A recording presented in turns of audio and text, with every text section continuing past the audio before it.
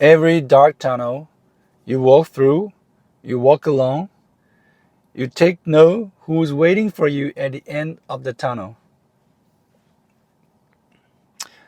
That's what I want to talk about today, about individuality, about courage, and about independence. It is not that I'm walking through a dark tunnel right now, but I have been there before. This phrase I read from the internet just resonate with me greatly, is that we need to have the courage whenever we are in a dilemma, or whatever we are in a state of self-doubt, or in a state of anxiety, depression, or general like statics, general unhappiness, that we need to have the courage to look at the tunnel, challenge the tunnel, and summon all the courage that you have, and go into the tunnel and say, fuck you, tunnel, and you find what's there inside on your own, without any support from external. And you go into the tunnel, you found it's just a tunnel, it's a dark tunnel, yes, and there's nothing else. It's not hell. There's no monster in there, and you walk through the tunnel and found it's only you. Only you could summon the courage.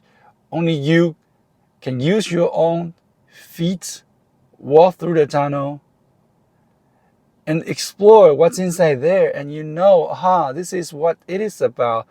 This could be a mental, like jail, or mental obstacles we've been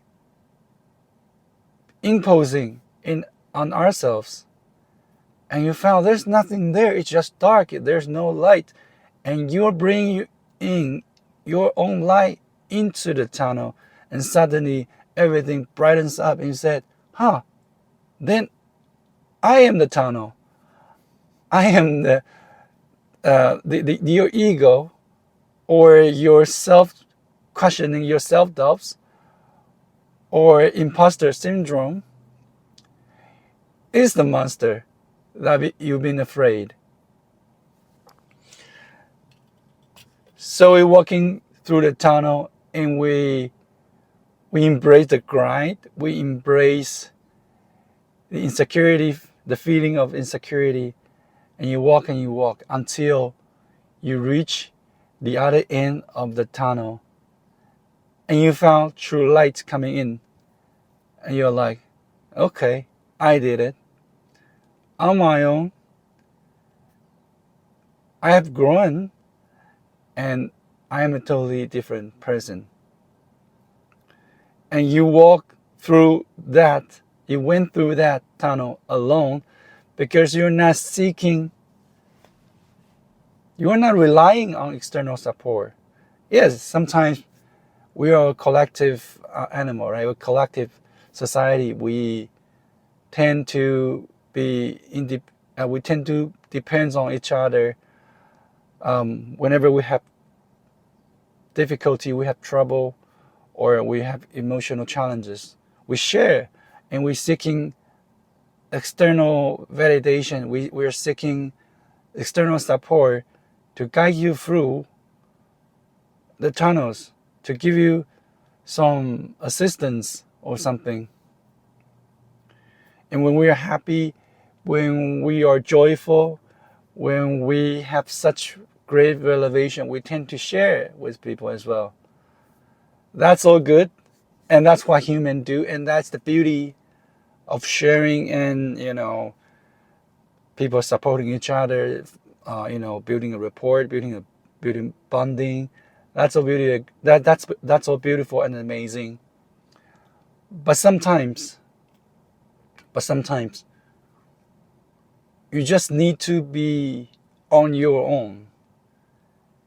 For example, if You bring a horse to the riverbank, and you can force the horse to drink the water.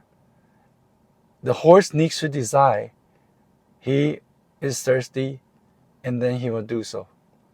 The same thing applies to ourselves.